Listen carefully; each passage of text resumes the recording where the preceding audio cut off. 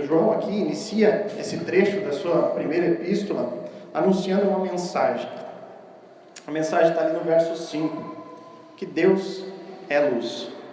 E depois de dar essa mensagem, o apóstolo ele vai discorrer acerca dela com diversos versículos onde ele usa ali a conjunção se. Você vê ali em cada versículo ele começa: se dissermos, se porém, e assim por diante até o final desse trecho do capítulo 2, verso 2. Essas conjunções são implicações sobre a mensagem que ele nos trouxe no verso 5. Em nossa vida, irmãos, a luz é algo extremamente vital. Imaginem nossas vidas sem luz. Imaginem se vivêssemos em total escuridão. Provavelmente nós não estaríamos aqui hoje, porque muitos não encontrariam nem o caminho para chegar até aqui sem luz. Para quem foi no retiro, você sabe muito bem a importância de uma boa lanterna, né? Então, por exemplo, eu andava com uma lanterninha de 3 LED que a Isabelle tinha ganhado num chocolate. Então, aquela lanterninha do Tortuguita. Eu andava com ela lá, mal conseguia enxergar onde eu estava indo, né? E choveu muito, era muita lama, então dificilmente com aquela pequena luz eu conseguia chegar com meus tênis limpos até onde eu queria estar. Agora, por outro lado, tipo o irmão Lucas, ele andava com um farol, que não era uma lanterna, aquilo era um farol, ele iluminava a rua inteira, né? Então era muito fácil, era uma benção quando a gente estava perto do Lucas e podia seguir o Lucas, que a gente sabia que com certeza nós ia ir pelo caminho legal, um caminho bom, que não nos levaria para a lama. Então, na nossa vida diária, a gente consegue ver muito claramente a importância da luz. Nós conseguimos observar, visualizar o quão ruim é estar na escuridão e o quão bom é estar no caminho de luz, no caminho onde você enxerga os passos. Vejamos novamente aqui o versículo 6 e o versículo 7 do primeiro capítulo, que é o texto que eu vou expor aqui hoje. Ele vai dizer ali no versículo 6: se dissermos que mantemos comunhão com Ele e andarmos nas trevas, mentimos e não praticamos a verdade. Se, porém, andarmos na luz, como Ele está na luz, mantemos comunhão uns com os outros, e o sangue de Jesus, seu Filho, nos purifica de todo pecado. Então, em termos de luz visual, onde nós podemos enxergar, fica muito fácil a gente ver a importância.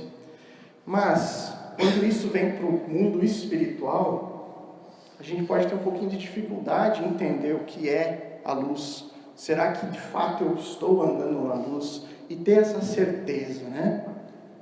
O que significa dizer que andamos na luz? Como eu posso ter convicção de que eu estou andando na luz que, segundo João aqui nos diz, é Deus? Então, meu propósito aqui, também a minha oração, é que através do estudo desses 2 versículos da primeira epístola de João, nós possamos ter uma direção quanto ao que significa andar na luz, e também que a gente possa comparar com a nossa vida e ver se pessoalmente cada um de nós está ou não neste caminho de luz. Se você perceber que está andando neste caminho, então que a sua fé seja fortalecida por meio das Escrituras. Agora, caso você tenha dúvidas ou perceba que você não está nesse caminho, que você possa ser aqui hoje encorajado pela palavra de Deus a andar a partir de hoje nesta luz. Então vamos orar.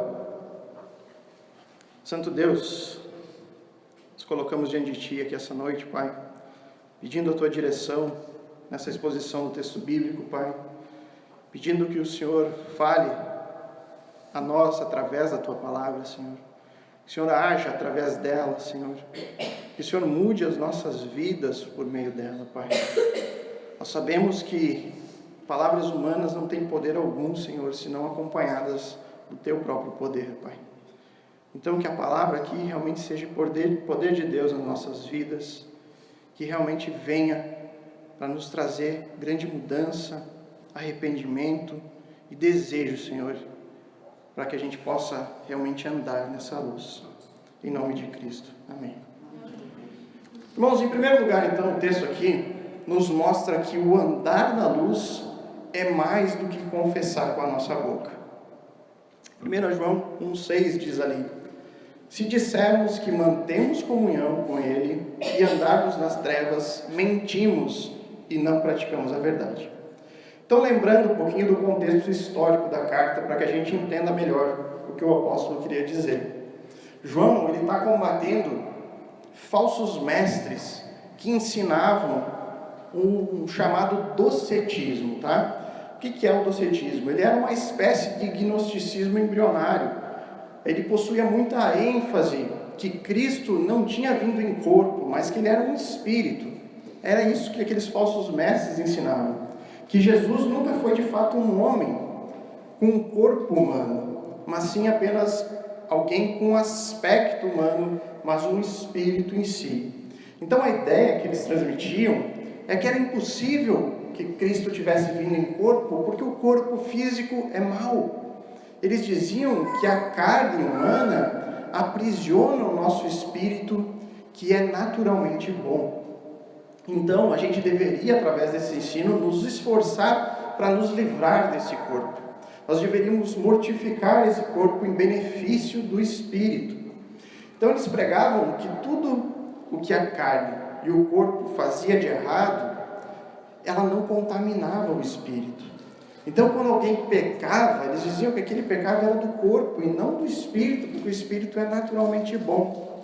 A alma é inerentemente boa também.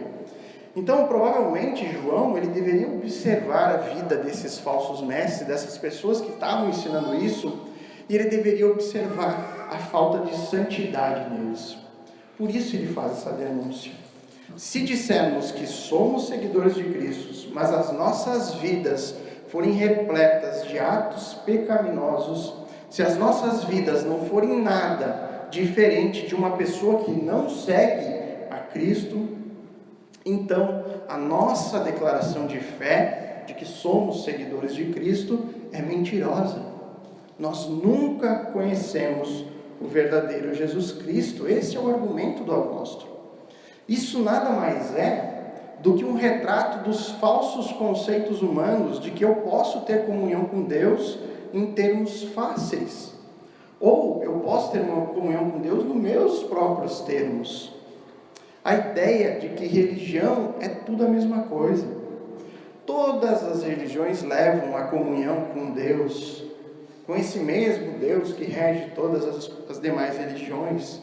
O importante é ser uma pessoa espiritual. Você deve exercitar a sua espiritualidade, mas nunca procurando saber uma verdade fundamental: o casamento indissolúvel que existe entre religião e ética, entre comunhão com Deus e vida em santidade, entre seguir a Cristo e se separar completamente do mundanismo. Pelo contrário, as pessoas buscam constantemente achar um motivo justo para divorciar essas duas coisas, para separar religião e conduta, religião e ética. As pessoas buscam viver uma dicotomia, separar aquilo que é sagrado daquilo que não é. Preferem se enganar com uma vida dupla. O crente do final de semana, no domingo eu sou um seguidor de Cristo, no restante da semana eu sou aquela pessoa que eu sempre fui ao longo da minha vida.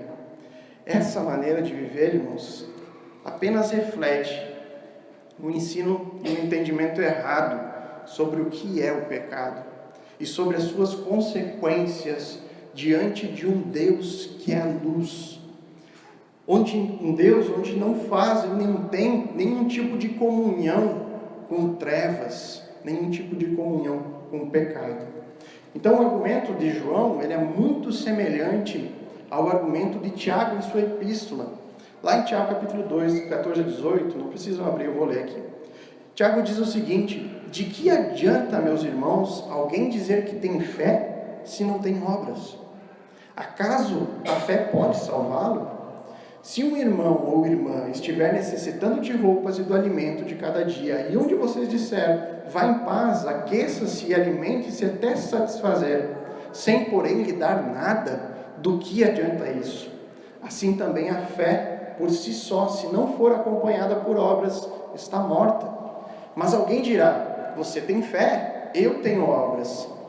E aí Tiago diz, mostre-me então essa sua fé sem obras, que eu com as minhas obras mostrarei a minha fé.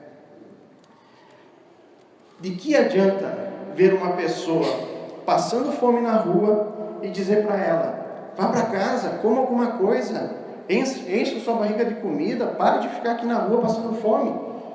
Do que adianta dizer isso para alguém que não tem nada em casa para comer? Este é um argumento de ambos, tanto de João quanto de Tiago. Não adianta encher a boca e dizer, eu sou cristão, eu sou um seguidor de Cristo, mas a minha vida não mudou absolutamente nada, desde o dia que eu conheci a Cristo, até o dia que eu confessei isso publicamente. Falar, qualquer um pode fazer, mas você precisa evidenciar essa sua fé. Eu posso dizer para vocês que eu sou formado em medicina.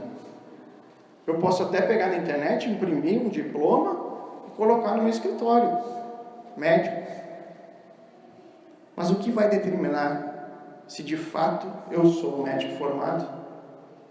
No momento em que eu for exercer, no momento em que as pessoas me presenciarem na prática da medicina, elas vão perceber que tem algo errado.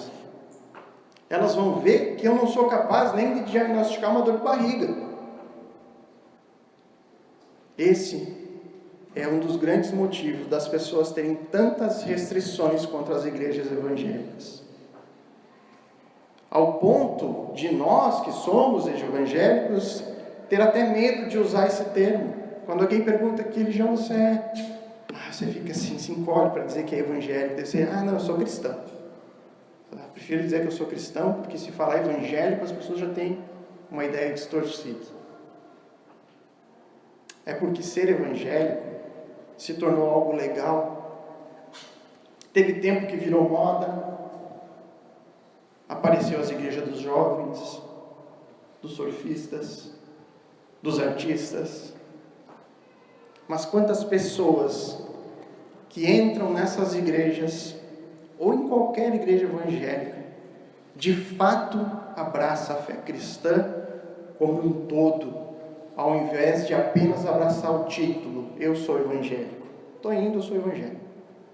Frequento lá, vou de vez em quando, eu sou evangélico. Quantos vivem como um verdadeiro cristão, um cristão bíblico? Quantos nasceram de fato de novo? Nós carregamos essa marca, irmãos. As pessoas olham para as igrejas e veem tantos problemas, tantos erros, tanta falta de exemplo, tanta desonestidade e mundanismo, que elas não conseguem enxergar um lugar melhor para elas estarem. Elas não conseguem ver um lugar de refrigério, um lugar onde elas vão fugir deste mal, desse mundanismo.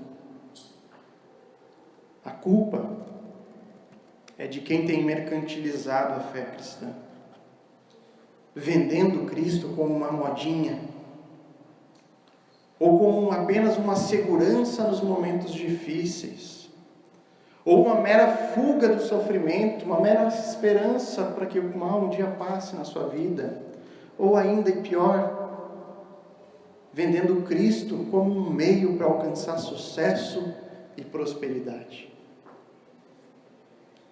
Um exemplo disso a gente pode ver na própria história do cristianismo. Os 3 primeiros séculos da igreja cristã, os 3 primeiros séculos depois da morte de Cristo, foram tempos de intensa perseguição aos cristãos. Uma perseguição imposta pelo Império Romano. Foi um período de muita dor, muito sofrimento. Até que no 4º século, o imperador romano chamado Constantino se converteu ao cristianismo. E mais precisamente no ano 325, ele transforma o cristianismo na religião oficial do Império Romano.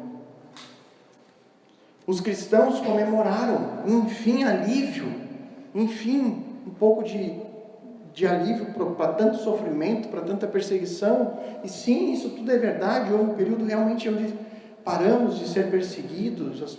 Os cristãos não precisavam mais se esconder em caverna, em casas, eles poderiam cultuar livremente o seu Deus. Mas os cristãos daquela época também começaram a presenciar uma enxurrada de cristãos nominais.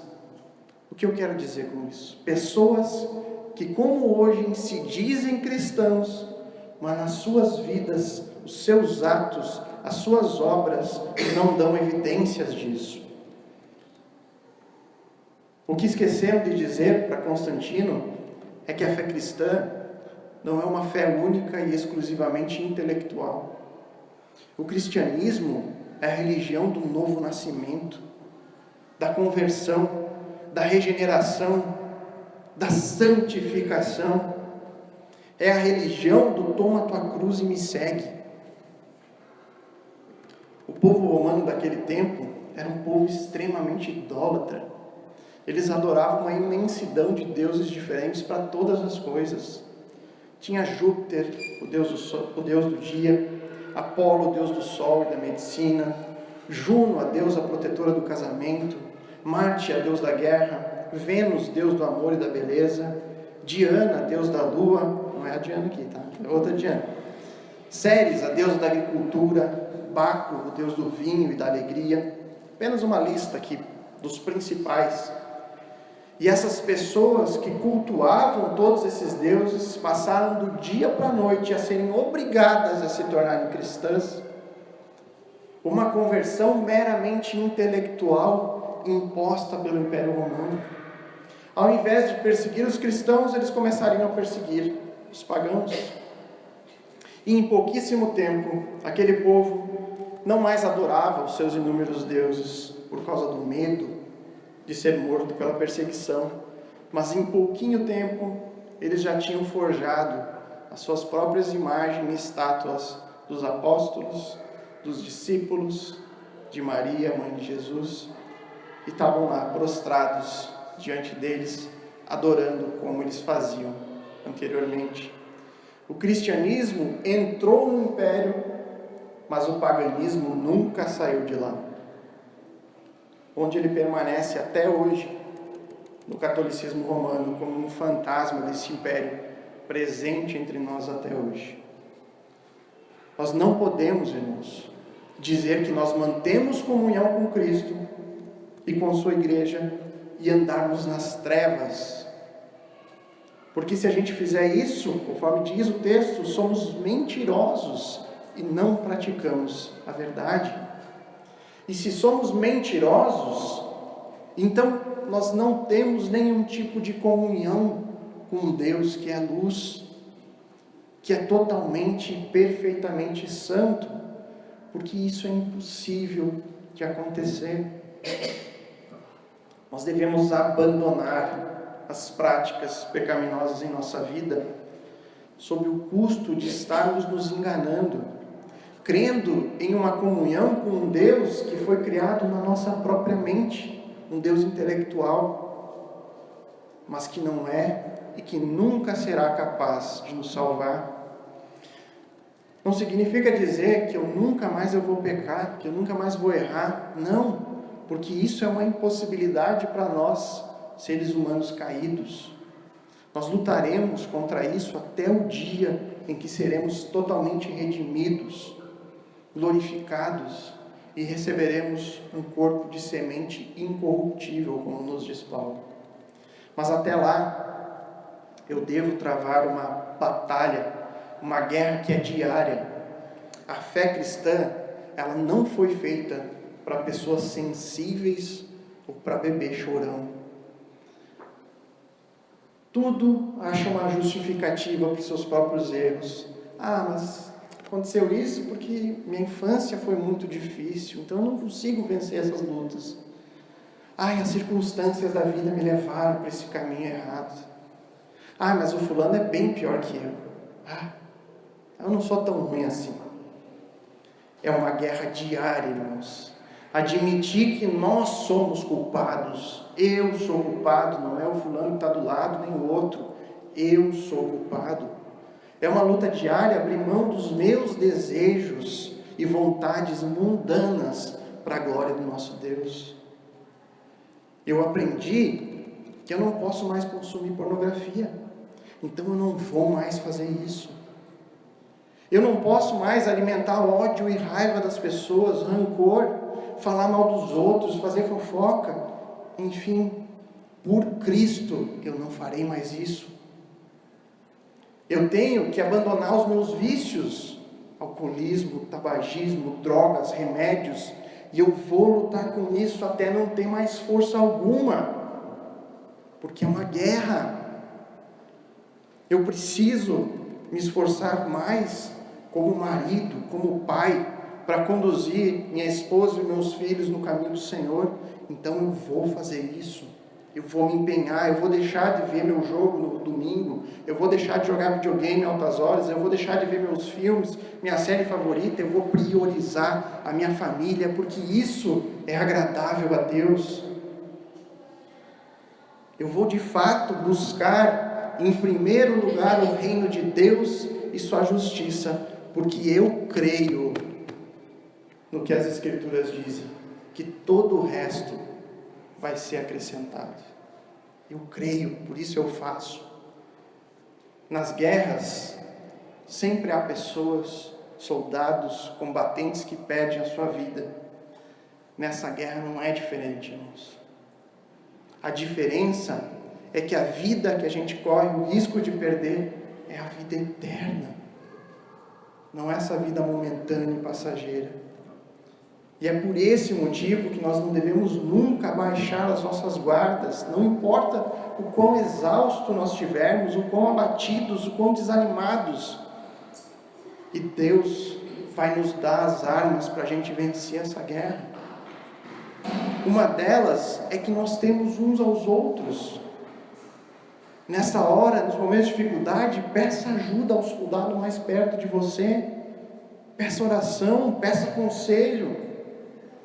Todos juntos, irmãos, vamos vencer essa guerra contra o pecado, porque disso depende a nossa comunhão com Deus. Nós precisamos nos arrepender e andar na luz. Andar na luz é mais do que simplesmente confessar com a nossa boca. Em segundo lugar, andar na luz é viver em constante comunhão. Verso 7, primeira parte.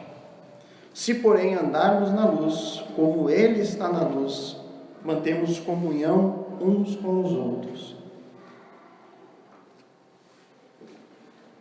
Eu queria ter ficado bem claro, irmãos, no ponto anterior, a diferença entre dizer, confessar uma fé em Cristo e viver de fato uma fé em Cristo como um seguidor de Cristo.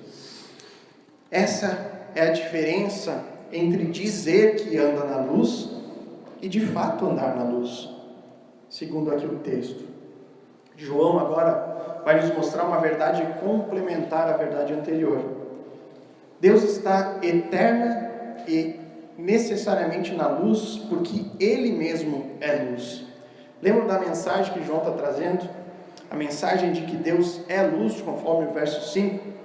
Dizer que Deus é diferente de dizer que Deus é uma luz, ou dizer que Deus anda na luz.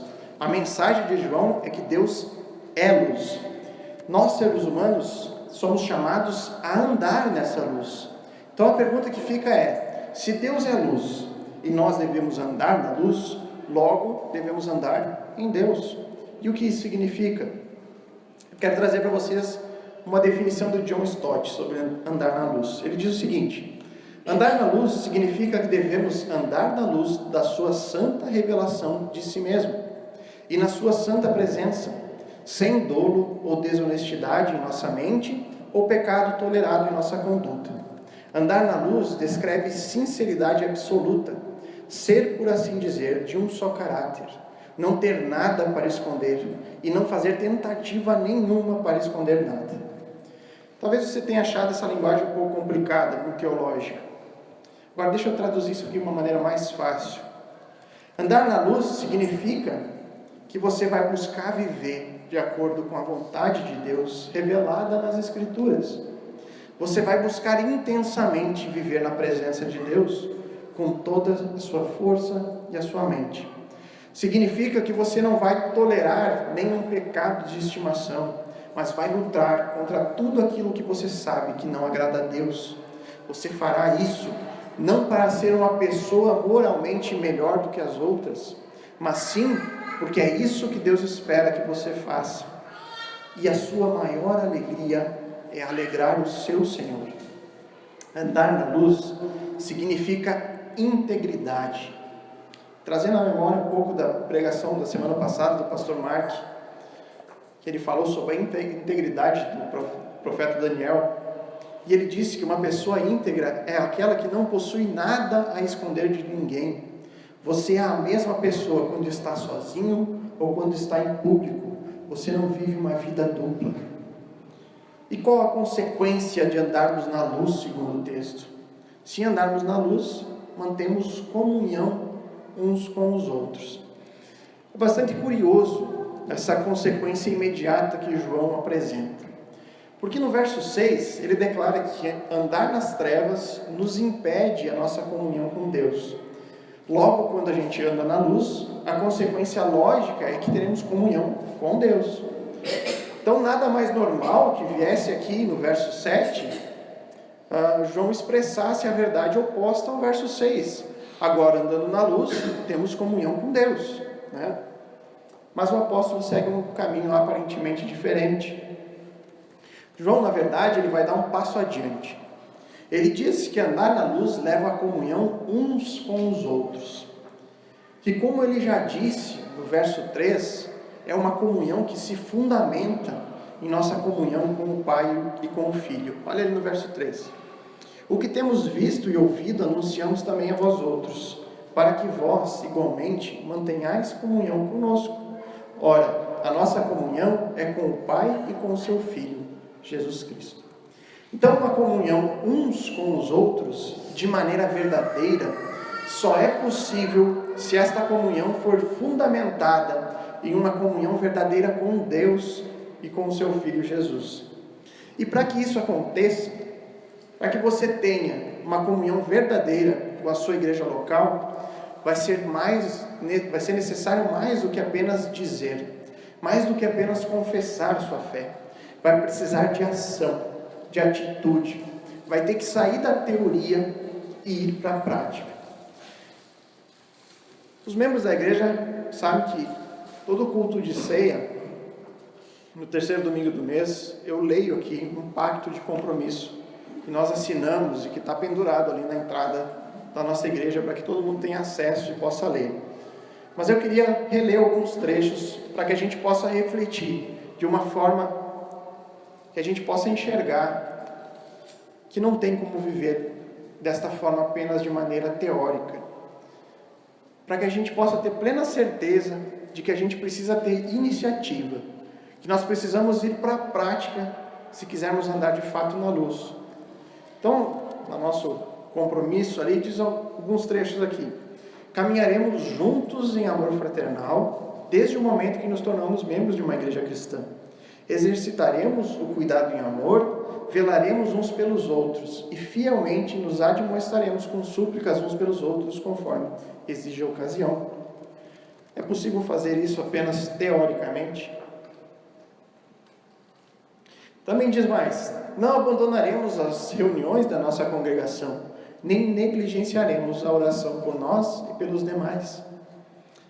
Nos alegraremos com a felicidade dos outros e nos esforçaremos em levar as cargas e tristezas uns dos outros com ternura e compaixão. Isso é teórico? É possível viver apenas na teoria? Buscaremos com a ajuda divina viver cuidadosamente no mundo, renunciando à impiedade e às paixões mundanas, e lembrando que assim como voluntariamente sepultados mediante o batismo e levados de novo da sepultura simbólica, existe agora em nós uma obrigação especial que nos leva a uma vida nova e santa. Eu não duvido que possa alguém ter assinado esse termo de compromisso pensando que era apenas uma formalidade. Pensando, isso é balaca do pastor, vamos assinar, isso aqui a gente sabe que é impossível, né, que nós nunca vamos precisar fazer tudo isso mesmo. Mas eu tenho desfrutado, irmãos, em tão pouco tempo de vida da nossa igreja, algo que em muitos anos de conversão eu jamais pensei que desfrutaria. Mesmo num convívio entre pecadores, como sabemos que nós somos, nós possuímos uma comunhão que é sustentada pela nossa fé e comunhão com Cristo. Saibam, irmãos, que eu me alegro muito com cada um de vocês, com cada irmão que Deus tem dado à nossa igreja, e eu agradeço a Deus por essa comunhão que nós temos desfrutado e compartilhado. Mas tudo isso só é possível porque eu creio que a grande maioria de nós é de fato alguém convertido. Mas por que eu digo que a maioria e não todos somos verdadeiramente convertidos? Porque a Bíblia diz que isso aconteceria. A Bíblia, as Escrituras dizem que certamente nós teremos no nosso meio, como membros da igreja, pessoas que não são verdadeiramente crentes. Mas nós temos o dever e procuramos ao máximo minimizar esse risco. Porque a gente coloca em risco a verdadeira comunhão quando admitimos pessoas que não são de fato convertidas. Porque a verdadeira comunhão, ela só é possível se fundamentada sobre a comunhão com Deus Pai, Deus Filho e Deus Espírito Santo. Esse é o motivo de igrejas infladas, cheias, mega igrejas, mas que não desfrutam de nenhum tipo de comunhão. As pessoas mal se conhecem. As pessoas mal conhecem o pastor da sua igreja. Muitas vezes sequer cumprimentaram alguma vez, ou sequer tiveram a visita, ou sequer conversaram com o pastor. E muitas vezes as pessoas nem fazem questão de conhecer, nem fazem questão de ter uma comunhão próxima uns com os outros. Mas sabe qual o real motivo das pessoas não quererem uma comunhão próxima? Porque na igreja bíblica existe correção, existe disciplina. As pessoas vão sim se meter uma nas vidas dos outros. E nós somos orgulhosos demais para admitir isso. Somente com pessoas convertidas e submissas à palavra de Deus é capaz de existir comunhão uns com os outros nos moldes da Bíblia, da maneira que Deus planejou. E é bom que saibamos que poderão vir momentos de turbulência, de correção, de disciplina da parte de Deus no nosso meio. E é muito fácil, irmãos, nós nos amarmos quando tudo vai bem, quando estamos todos desfrutando dos bons momentos, desfrutando de bênçãos, mas e quando Deus mandar uma tribulação? Neste momento, nós veremos que andar na luz é mais do que apenas falar que anda na luz. Neste momento, nós temos que ter muito certo em nossa mente que a nossa luz é Deus e a sua palavra, e sermos submissos a ela em todos os momentos. Devemos ser humildes para aceitarmos repreensão e correção. Devemos ser humildes quando confrontados com a palavra, reconhecer os nossos erros e falhas. Só que isso requer uma luta com o nosso próprio orgulho, que tentará de todas as formas me impedir de reconhecer que de fato eu pequei, que eu errei, que eu falhei. É um exercício constante de humildade, irmãos. Deus instituiu a igreja, os irmãos, esta comunhão que desfrutamos como maneira e como forma de nos disciplinar, de nos ensinar, de nos encorajar, de nos alimentar e de nos corrigir. E quando a gente está sujeitos a isso, quando nós aceitamos a intromissão de outras pessoas, sempre de acordo com as Escrituras, nós podemos confiar que não apenas nós dizemos que andamos na luz, mas de fato nós andamos nela. Então, de maneira prática, andar na luz é viver buscando a Deus, buscando orientação divina por meio da sua revelação, que é unicamente a palavra de Deus. E Deus, Ele usa a igreja e a comunhão com os irmãos como um meio de transmitir a sua luz a nós. A Bíblia, ela não promete que será algo fácil, que será algo simples, que você tomando a decisão de andar na luz, você nunca mais terá trevas em sua vida. Nada disso é dito nas Escrituras. Pelo contrário, é dito que o caminho é estreito, que devemos pegar a nossa cruz, que devemos abrir mão da nossa vida para que a gente encontre a verdadeira vida. Não será fácil andarmos na luz. Virão momentos de trevas, onde será muitas vezes difícil de enxergar a luz. Será difícil ver onde está a luz para mim poder seguir. Mas devemos perseverar, devemos correr atrás dela, correr atrás do farol que nos guia. Momentos difíceis virão, mas como um pai que disciplina seu filho por amor e sempre querendo o melhor para ele, Deus usa circunstâncias desfavoráveis ao nosso favor, para o nosso próprio bem. Nesses momentos, nunca duvide do amor de Deus. Nunca duvide. Essa semana, eu tive uma conversa um pouco mais séria com a Isabelle, em termos de disciplina, e ela começou a chorar, e eu disse, filha, vai para o quarto, reflita sobre isso, pense sobre isso, ore sobre isso e se acalme. E ela não parava de chorar, eu vi que em vários minutos aquele choro, até que eu vi que eu vou lá porque tem alguma coisa que ela não entendeu. Aí chegando lá no quarto dela, ela olhou para mim e disse, pai, você me ama?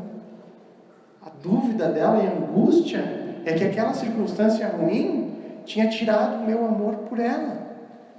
E ela chorou por aquilo, ela não tinha mais certeza do meu amor. E eu tive que olhar para ela e dizer, filha, eu jamais vou deixar de te amar. Tenha sempre isso na sua mente. Mesmo em momentos de disciplina, o papai está fazendo isso porque te ama. Assim é Deus conosco. Assim é Deus com os seus filhos, com os eleitos dele. Você pode ter a certeza que ele está olhando para os teus olhos e dizendo, eu te amo. Confia. Tudo isso um dia vai passar. Descansa em mim, porque eu sou teu pai e eu te amo. Eu sei o que é melhor para você. Então nós devemos confiar nas inúmeras e maravilhosas promessas que Deus deixou para aqueles que andam na luz até o fim. Confiar no amor de Deus. Pense um pouco nisso. O Deus Criador de tudo te ama. O Deus Todo-Poderoso, Ele quer ter um relacionamento pessoal contigo. Ele quer que você viva com Ele eternamente em plena comunhão. Nossa. Às vezes as preciosidades bíblicas passam tão desapercebidas aos nossos olhos. Saber que Deus quer ter um relacionamento comigo. Um ser tão imperfeito, finito. Isso deve mudar os nossos olhos diante de Deus. Deve nos dar coragem para enfrentar essa guerra, essa batalha. Então andar na luz é mais do que confessar com a nossa boca, é mantermos plena comunhão com Deus, com Cristo, com o seu Espírito Santo e com a igreja local.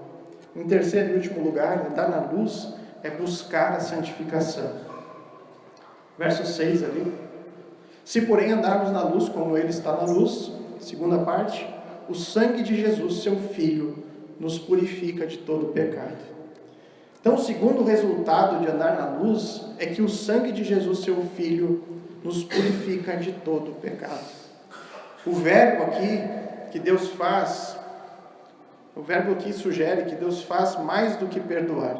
Ele apaga a mancha de pecado. O fato deste verbo purificar aparecer no tempo presente, ele indica que a purificação é um processo continuado. O sangue de Jesus está continuamente nos purificando. João tem em mente aqui o conceito da santificação, um ato contínuo e ininterrupto na vida cristã. A verdade é que ao andarmos na luz, ao buscarmos o Senhor, ao estudarmos diária e constantemente a Bíblia, essa luz constante em nossa vida vai expor os nossos pecados e as nossas fraquezas. É como você entrar num quarto bem bagunçado, desarrumado, mas com pouca luz. Você pode notar algum tipo de bagunça ali, mas se você botar mais iluminação, se você botar uma luz mais forte, você verá mais e mais problemas. Você vai ver a bagunça, vai ver o pó que está acumulado, vai ver que o chão está sujo, enfim. Cada vez mais você perceberá o tanto de trabalho que terá para pôr esse quarto em ordem. Assim funciona a nossa caminhada nessa luz. Quanto mais eu ando na luz, mais eu vejo o quão sujo está o quartinho da minha vida. Cada vez eu percebo mais e mais pecados a serem retirados. Mas a boa notícia é que não há nenhum tipo de pecado, por mais grave que possamos achar, que não possa ser purificado pela morte de Cristo. E esse processo de expor a nossa vida à luz, ele é chamado de santificação. As palavras santificar, a palavra sagrado ou a palavra santo, elas são traduções da mesma palavra grega. Elas significam estar separado para um serviço especial. Santificar ou tornar sagrado não significa purificar ou tornar sem pecado, mas separar alguma coisa para Deus ou a serviço de Deus. Então, em relação ao cristão, santificação ou santidade significa estar separado do pecado e separado para Deus. Existem 3 aspectos distintamente diferentes dessa santificação: passado, presente e futuro. Todo cristão está autorizado a falar: eu fui santificado, estou sendo santificado e ainda serei santificado. Permita-me explicar um pouquinho melhor isso aqui. Santificação no passado significa que o crente em Jesus já foi separado por Cristo, o que é chamado de novo nascimento nas Escrituras. Cada crente está sendo eternamente santificado em Cristo. Ele é retirado do mundo e inserido dentro da família de Deus, retirado do reino de Satanás e colocado dentro do reino de Cristo. Esta santificação é uma realidade eterna e está baseada numa nova posição espiritual que o cristão encontra em Jesus Cristo. Por exemplo, os crentes de Corinto, onde Paulo escreve as 2 cartas, nitidamente, lendo a carta, você percebe que não eram crentes sem nenhum tipo de pecado, eles tinham muitos problemas a serem corrigidos.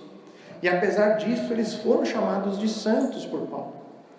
Então, nesse sentido, o cristão pode dizer: estou santificado em Cristo, estou separado, fui retirado deste mundo, sou agora da família de Deus. A santificação presente ou atual, ela indica o processo pelo qual o Espírito Santo gradualmente muda a vida do crente, dando vitória sobre o pecado. Esta é a santificação prática. Trata-se do crescimento cristão, deixando o pecado de lado e dedicando cada vez mais a sua vida a Deus. Esse processo atual de santificação, ele nunca acaba nessa vida, não tem um fim. Nós vamos até o fim da nossa vida nesse processo.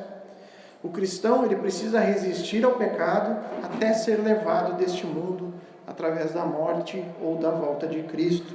Então, nesse sentido, o cristão deve dizer: estou sendo santificado diariamente pelo poder de Deus. Por último, a santificação futura. aí entramos na perfeição que o crente vai desfrutar na ressurreição, na vinda de Cristo. Cada crente receberá um novo corpo, que não estará mais com nenhum tipo de resquício de pecado, será separado do pecado. O cristão ele não vai mais ter que resistir ao pecado ou de crescer na sua perfeição. A sua santificação estará completa. Ele estará inteira e eternamente separado do pecado para Deus.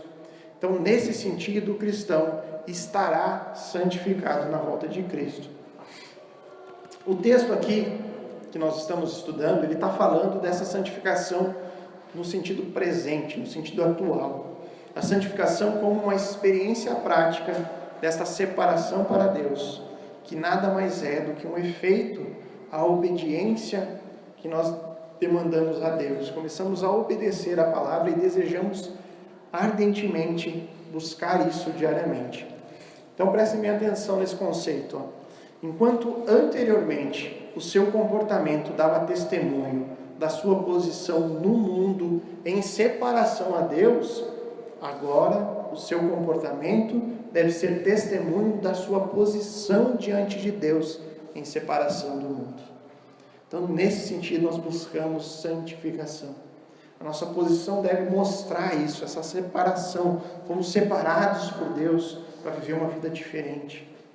Então, somente se nós andarmos dessa maneira, é que seremos continuamente perdoados dos nossos pecados. Agora eu vou dar mais uma ilustração, tá? Desculpe ser mais uma vez usando porco, tá? Eu não sei porquê, mas vira e mexe eu trago um porquinho aqui nas ilustrações, né? Mas não consegui pensar em nada diferente, não achei nada diferente para trazer, então vai lá. Havia um garoto que morava numa fazenda e devido à sua inocência, ele dava toda semana banho nos porquinhos lá. Toda semana ele pegava os porquinhos e dava um banho nele. Logo depois do banho, o que ele percebia? Que os porcos voltavam direto para a lama, tá? Rolavam e ficavam felizes. Ele via aquela cena e achava aquilo uma loucura. Como pode, né? Os porquinhos felizes por estar se sujando. Acabei de dar um banho, passei perfume e eles estão lá. Né? E o menino não entendia, dentro da sua inocência, como que aqueles porcos podiam agir daquela forma. Aí, certo dia, o garoto estava observando uma ovelha. Ela vinha com a lã bem brilhosa, limpinha, enquanto ela caminhava lá no campo. Daqui a pouco ela caiu, tropeçou e caiu num lamaçal. Então o menino reparou que ela se desesperou com aquilo. Ela tentou sair daquela lama, ela forçava para sair de lá o mais rápido possível. Quando ela conseguiu sair, ela começou a se esfregar na grama, buscando se limpar, né? Rolava lá e tentava tirar aquela lama da lã que ela tinha. Você consegue observar o contraste disso? Os porcos, eles representam os homens naturais que não conhecem a Deus. Eles amam o pecado de tal maneira que eles não conseguem viver sem ele. Esses homens, eles precisam se lambuzar constantemente no pecado para ser felizes. E de maneira contrária, as ovelhas são aqueles homens que foram salvos por Cristo e estão eternamente seguros. Talvez eles caiam sim na sujeira do pecado. Porém, existe uma diferença entre homens porcos e homens ovelhas. Os homens porcos, eles amam o pecado e não querem sair dele. Os homens ovelhas, eles podem cair em tentação, mas eles não conseguem permanecer na lama do pecado. Eles precisam limpar e procurar se limpar. Por que isso ocorre? Por causa da natureza de cada um. Os porcos, por natureza, amam a sujeira. Em contrapartida, as ovelhas, por natureza, amam a limpeza. Se você pular aí no capítulo 13, verso 6, você vai ver essa verdade anunciada por João aqui nessa epístola. Capítulo 13, verso 6.